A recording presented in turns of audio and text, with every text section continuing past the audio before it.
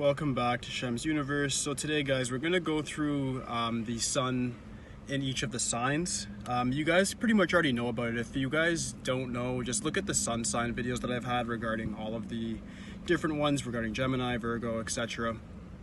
I've already gone through the whole list. I'll give you guys a little bit of a recap today, but I want to get through the sun and the moon and then get to the planets that I haven't gone over in each sign yet, so you guys have a better understanding of how that incorporates within your life and how that would actually relate to your chart. So a little review here. When we have sun in Aries, what that means is an Aries sun person is somebody who's very, very energetic, very confident, bold, authoritative. They have like a warlike nature. They're very competitive and they want to get ahead in life, and they're willing to pretty much do anything to be number one. They want to be the center of attention, and the sun begins to get powerful here.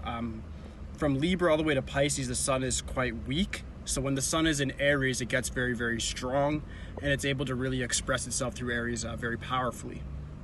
Next, what we have is Taurus. Sun Taurus people typically are very, very attracted to luxury goods.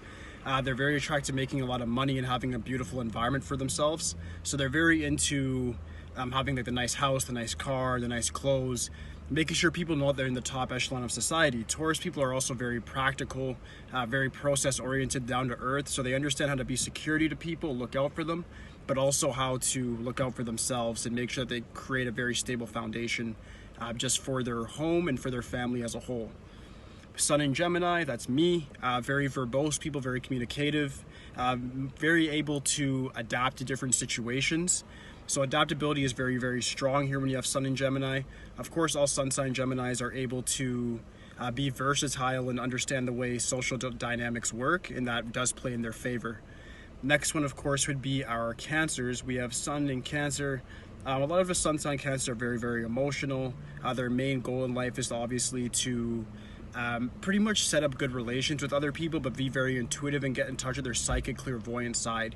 Once they're able to do that, they're able to overcome the obstacles that come with their emotional body, and then they can use that in turn to help others. They're sort of like the wounded healer, like the 11 in numerology. They're able to use their own emotional turbulence and actually apply it to careers, apply it to passions, hobbies, making lots of money, and also just living a much more satisfied life. When we have sun in Leo, this is where the exaltation takes place. Sun is the most powerful in Leo. Leo's all about performance, being the center of attention. Very, very authoritative people, very leadership oriented, most similar to Aries, and it's a fixed sign. So when we have sun in Leo, it's very much as exhilarated. It feels the need to be the center of attention, to perform, to show people that they're the top, and they are very much able to do that. Next one would be Virgo. We have Virgo with the sun. Sun in Virgo simply just means they're very, very powerful in the sense that they're detail-oriented, organized, pragmatic, very likely become billionaires. It's the highest, richest sign. When you have sun in Virgo, you have a very, very person that's oriented towards making money, their ambitions, towards following an agenda, and they're able to really do a lot with that said energy. So it does play a very good role in their life, as long as they're able to stay focused and concentrate.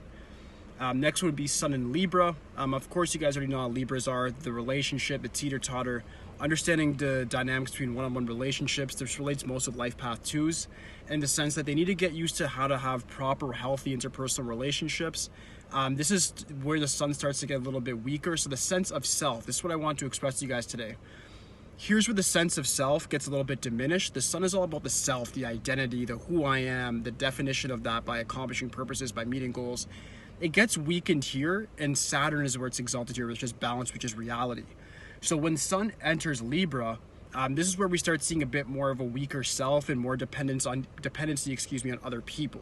So be very careful here, is that you still want to have a very strong self-image, provide value to that relationship. That's why I always push that to Libras, to make sure they understand they have to provide value in order to actually accomplish their goal of having healthy relationships. Moving on to Scorpio.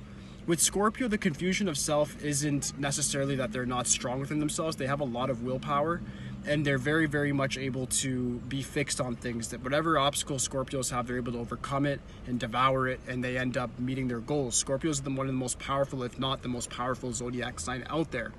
Once you understand that, you have to understand that It's related with Pluto and also with Mars. When the sun is here, the Scorpio people tend to take a lot of action, which pleases the sun anyways, but they're the opposite of the sun in that they don't want to really be noticed. They want to not go noticed, but be very successful in their lives. And they want to have that success for themselves. So they're kind of the center of their own universe.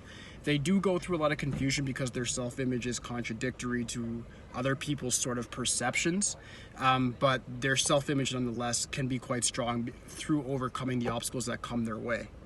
Moving on to Sagittarius. Sun in Sagittarius it's weird. We have Jupiter that represents Sagittarius, of course, but when the sun goes in there, it's still a fire sign, at least there's some strength.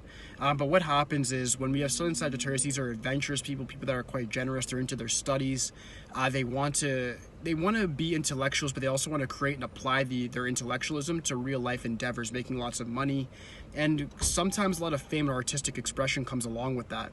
People that have Sagittarius along with the sun, they tend to get what they want in the sense of if they're able to be more worldly and actually explore the different endeavors that they can go through by meeting new people, applying themselves to new customs, and just really finding out more about themselves and through adaptation. Come on in, it doesn't matter. And then lastly, we have Capricorn, Aquarius, and Pisces, just our last quarter. So we have Capricorn now, which is of course represented by Saturn. This is really far away from the sun now.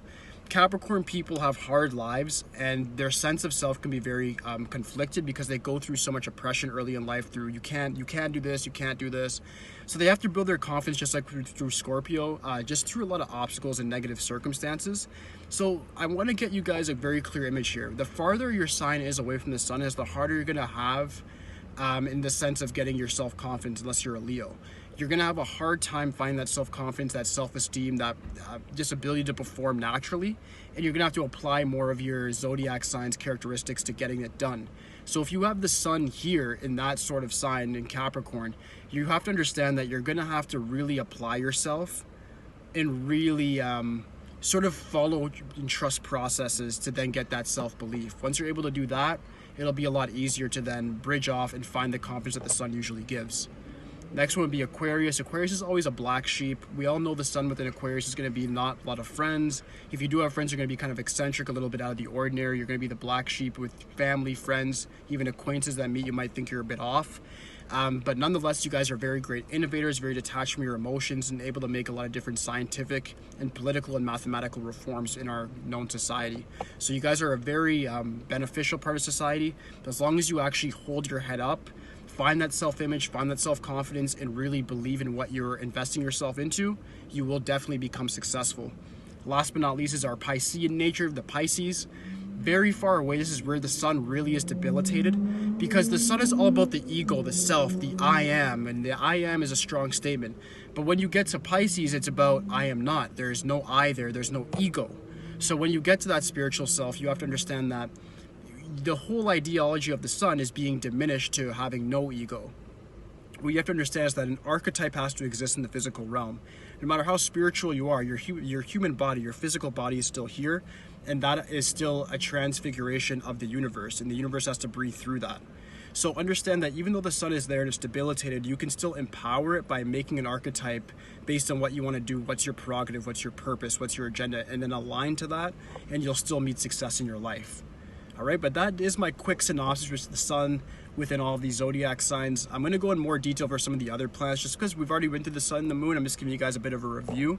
But I'm going to be back tomorrow doing the moon, a little recap, same style as I did this. But once we get to Mercury, Venus, etc., I'm going to go into a lot more detail on careers and relationships and how all those things are going to incorporate in your life. But aside from that, guys, hope you guys did enjoy the video. Please like, subscribe. Holla at me for today, guys. Peace.